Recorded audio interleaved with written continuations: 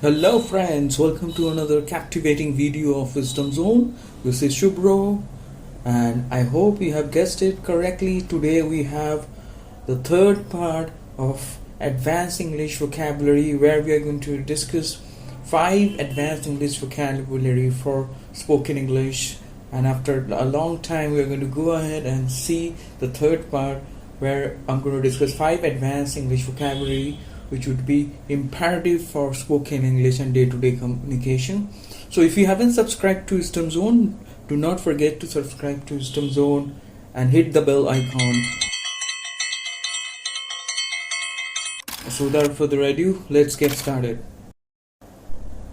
So as you see on your screen, today we have 5 advanced English vocabulary for spoken English, and this is the third part, and I have already given the links of the first 2 parts, part 1 and part 2, in the description.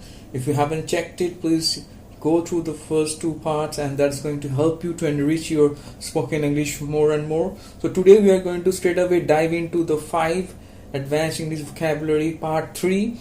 As you see on your screen, the first word today we are going to discuss is ponder. As you see on your screen, ponder. Ponder is a verb. It is used as a verb. As you see, I'm typing it, it's a verb, and the meaning of ponder is to think over something carefully, right? When you're thinking over something carefully, that is called to ponder, right? So as you see, I have given the example also on your screen. Sam pondered for 1 week about his new assignment. That means he thought over that very carefully for 1 week. Okay, that's the way you can use this beautiful word ponder, is to think over something carefully, right? Up next we will see the second advanced vocabulary for today. So the second word which we have today is sagacious. As you see on your screen, sagacious. Let me pronounce it once again. So it is sagacious. Sagacious is also an adjective, so it means wise. Okay, so sagacious means wise. That means having or showing a good understanding and ability to make good judgment is called sagacious, right? Or we can say wise. So as we see the example over here, how to use sagacious, we already mentioned the meaning is wise. A person who shows good judgment, okay, is called sagacious. So as you see the examples given, a sagacious man always introspects, okay.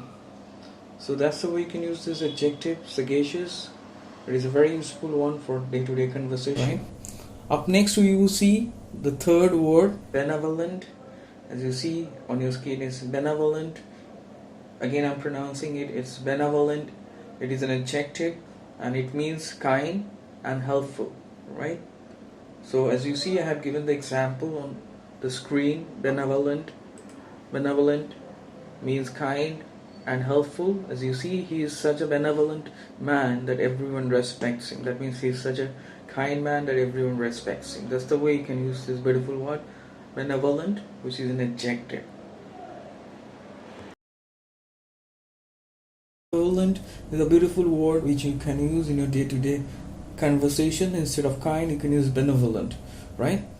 After that, the fourth word we are going to discuss is naive.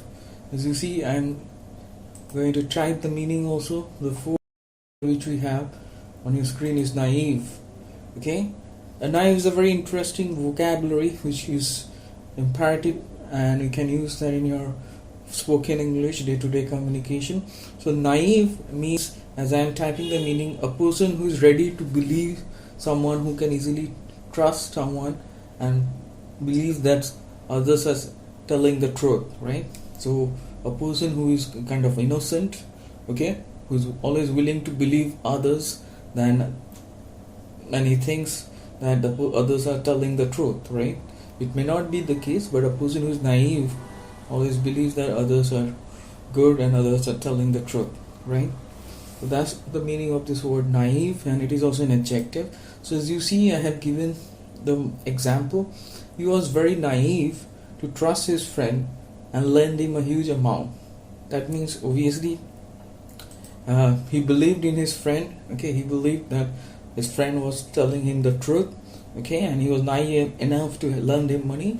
Maybe his friend asked him, right, to borrow, So he was willing to do that, and he believed because he was quite naive, and he believed that his friend was telling him the truth. Okay, so that's why he lent that huge amount. So at last we will see the fifth word on your screen. As you see, that is sedentary. Let me pronounce it. It's sedentary. Sedentary is a very important word. As you see on your screen, the fifth word for today is sedentary. Okay, and sedentary means spending a lot of time just sitting, right?